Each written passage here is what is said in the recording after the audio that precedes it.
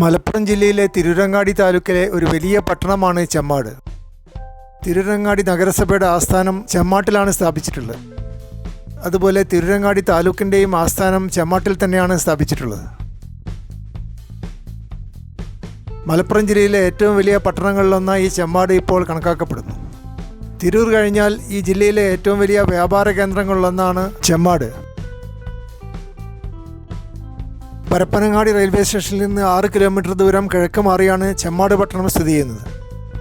കോട്ടക്കൽ, വേങ്ങര തുടങ്ങിയവയാണ് അടുത്തുള്ള പട്ടണങ്ങൾ. ഒരു സമ്പൂർണ്ണ ഗൾഫ് പോക്കറ്റായ ചെമ്മാട് പട്ടണം ഗൾഫ് ബസാർ എന്ന പേരിൽ അറിയപ്പെടുന്ന വിദേശ ഉൽപ്പന്നങ്ങളുടെ കച്ചവടം കൊണ്ട് ശ്രദ്ധേയമായ വ്യാപാര കേന്ദ്രങ്ങൾ ഉണ്ടാക്കിയെടുത്തിട്ടുണ്ട്. അതുകൊണ്ടാണ് മലബാറിൻ്റെ ഹോങ്കോങ് എന്ന് ചെമ്മാട് അറിയപ്പെടുന്നത്. അച്ഛനും അമ്മയും ഒഴികെ എന്ത് വേണമെങ്കിലും വാങ്ങിക്കാൻ കിട്ടുന്ന ഒരു അങ്ങാടിയായി ചെമ്മാട് അറിയപ്പെടുന്നു.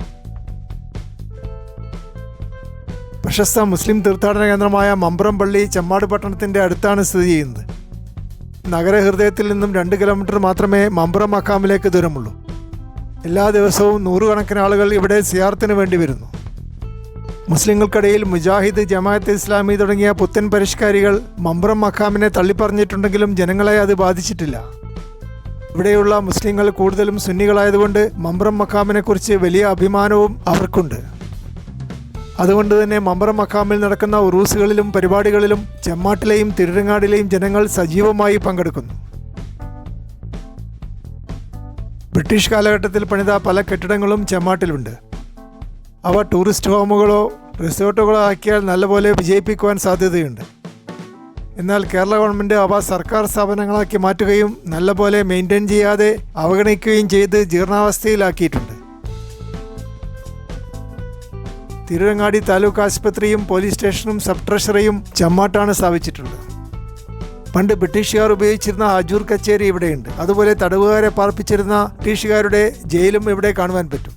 ഹജൂർ കച്ചേരിയാണ് ഇപ്പോൾ താലൂക്ക് ഓഫീസാക്കി മാറ്റിയിട്ടുള്ളത്. മലയാള സിനിമയിലെ ശ്രദ്ധേയമായ 1921 എന്ന ചരിത്ര സിനിമ ഭൂരിഭാഗവും ഷൂട്ട് ചെയ്തത് ചെമ്മാട് വെച്ചാണ്. മമ്മൂട്ടിയും സുരേഷ് ഗോപിയും മധുവുമാണ് ഈ സിനിമയിൽ അഭിനയിച്ചത്. മലബാർ കലാപമാണ് ഈ സിനിമയുടെ പ്രധാന പ്രതിപാദ്യ വിഷയം. ചെമ്മാടുമായി ബന്ധപ്പെട്ട ചെറിയ പട്ടണങ്ങളാണ് മൂന്നിയൂറും, AR നഗറും, വേങ്ങരയും, തെന്നലയും, നന്നമ്പ്രയും, പരപ്പനങ്ങാടിയും തിർക്കളവും. 9 വർഷം മുമ്പ് തിരൂരങ്ങാടി പഞ്ചായത്തിനെ നഗരസഭയാക്കി ഉയർത്തി വിജ്ഞാപനം ഇറക്കിയിട്ടുണ്ട്. ഇപ്പോൾ തിരൂരങ്ങാടിയും ചെമ്മാടും ചേർന്ന നഗരസഭയുടെ ആസ്ഥാനമായി ചെമ്മാട് അറിയപ്പെടുന്നു. മികച്ച റെസ്റ്റോറൻറ്റുകൾ ചെമ്മാട് നഗരത്തെ അലങ്കരിക്കുന്നു. സിറ്റി പാർക്ക് റെസ്റ്റോറൻറ്റ് ഒരു ഫാമിലി റെസ്റ്റോറൻ്റായി അറിയപ്പെടുന്നു. പരപ്പനങ്ങാടി റോഡിലാണ് സിറ്റി പാർക്ക് റെസ്റ്റോറൻറ്റിൻ്റെ സ്ഥാനം.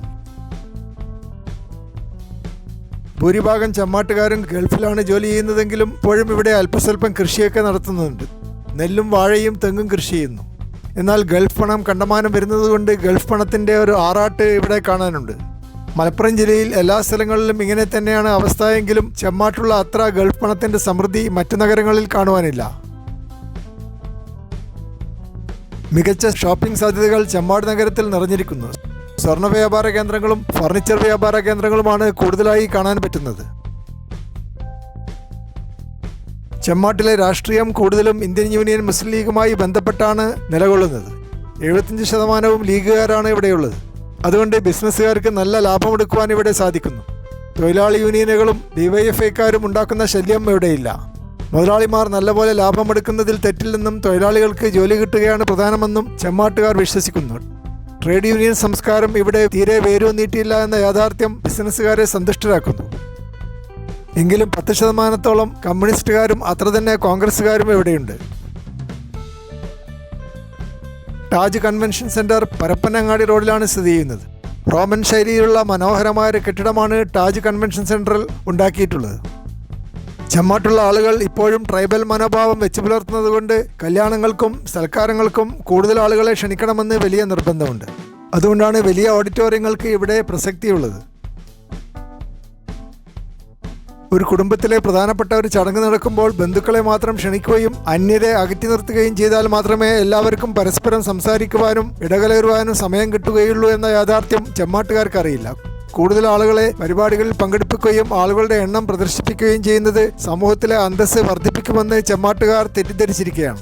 അതുകൊണ്ടാണ് ഇവിടെ ധാരാളം മെഗാ കല്യാണങ്ങൾ നടത്തുന്നത്.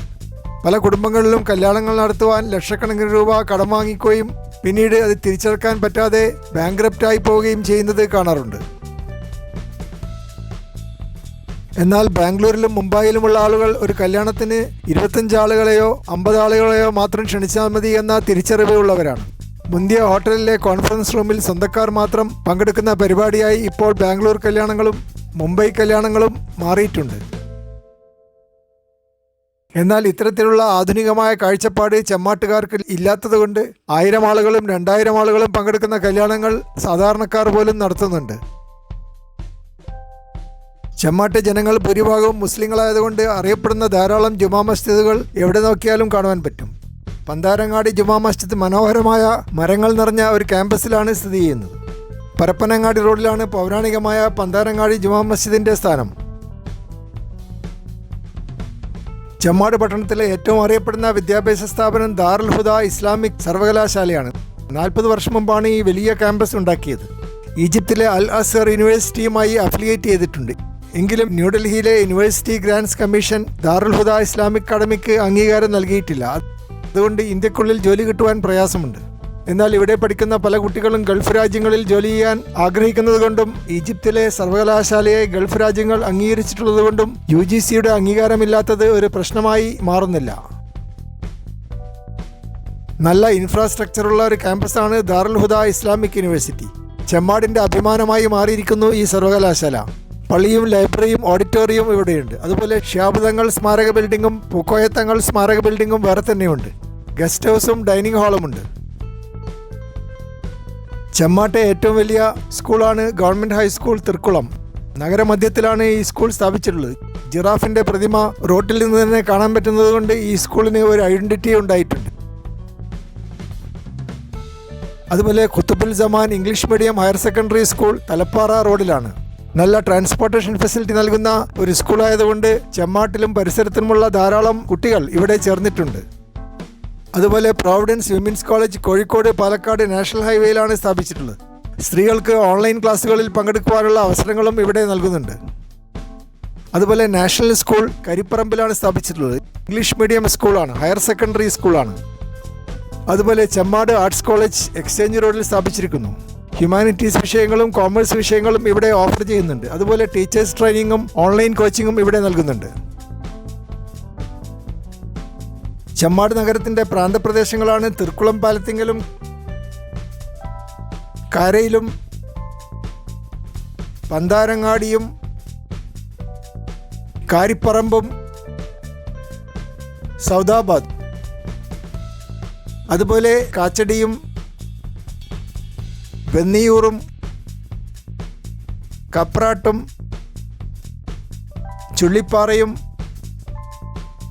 കൊടിമരവും കരിമ്പിൽ വില്ലേജും, അതുപോലെ കക്കാടും ആസാദ് നഗറും കെ നഗറും വെഞ്ചാലിയും കിസാൻ കേന്ദ്രവും കോട്ടുവാലക്കാടും തിർക്കുളം അട്ടക്കുളങ്ങരയും. മനോഹരമായ ചെമ്മാട് നഗരത്തിലെ ഊർജ്ജസ്വലരായ ജനങ്ങൾ ഇപ്പോഴും കഠിനാധ്വാനം ചെയ്യുന്നതുകൊണ്ട് മലപ്പുറം ജില്ലയിലെ ഏറ്റവും വലിയ 2ാമത്തെയോ 3ാമത്തെയോ നഗരമായി അടുത്തു തന്നെ ചെമ്മാടിന് മാറുവാനുള്ള സാധ്യത ധാരാളമുണ്ട്.